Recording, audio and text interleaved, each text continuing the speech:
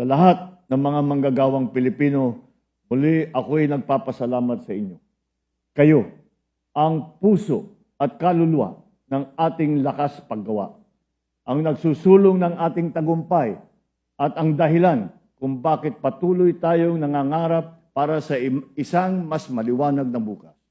Kayo, ang muka ng bagong Pilipinas, magagaling, masisipag at punong-puno ng dedikasyon, kaya't nararapat lamang na bigyan ng dangal, respeto at paghahanga.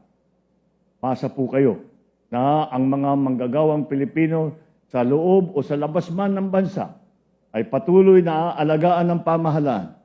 Ang kanilang mga karapatan at kapakanan ay tiyak at tunay na tinututukan ng kinauukulan. Maraming salamat po sa inyong lahat.